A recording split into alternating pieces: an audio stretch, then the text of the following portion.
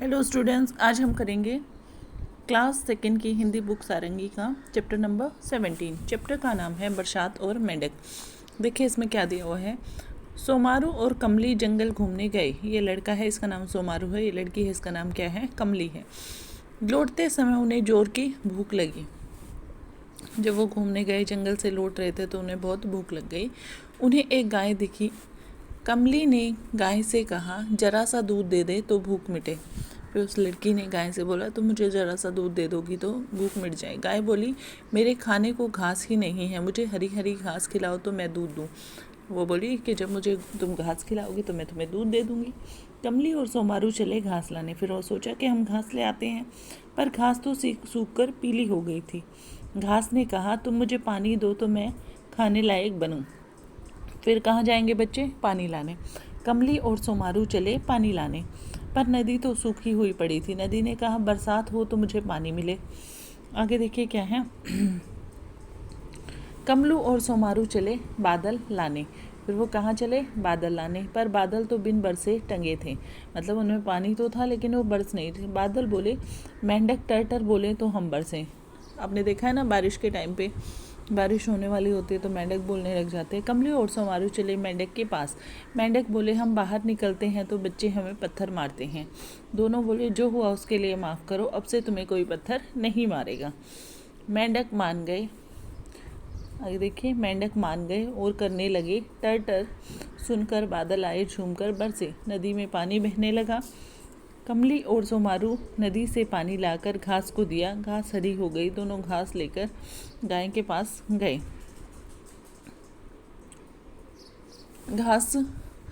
गाय ने घास खाकर दूध दिया। कमली और सोमारू ने दूध पीकर अपने घर की राह ली। साभार एक तरह।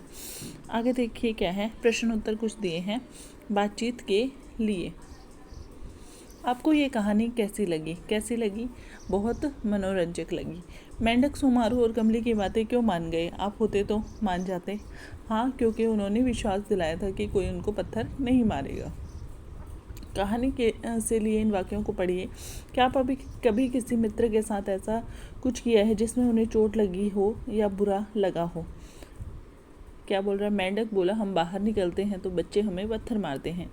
दोनों बोले, जो हुआ उसके लिए माफ़ करो, अब तुम्हें कोई नहीं मारेगा। हाँ, आप बता सकते हो अगर आपके किसी मित्र के साथ ऐसा कुछ हुआ है तो। शब्दों का खेल। इसमें देखिए क्या दिया हुआ है। ढ, ड़ और द वाले शब्द बनाइए, फिर सभी शब्दों को जोर से पढ़िए। जैसे मेंढक, ठीक है, मेंढक, ड़, ड, डमरू, मेंढक, ढ, ढक्कन वाला, ढक्कन, ढलिया, ठीक है, डमरू, ठीक है, डमडम, घड़ी, घर, घटा, बादाम, दल, दाम, दमक, ये सब आप लिख सकते हैं।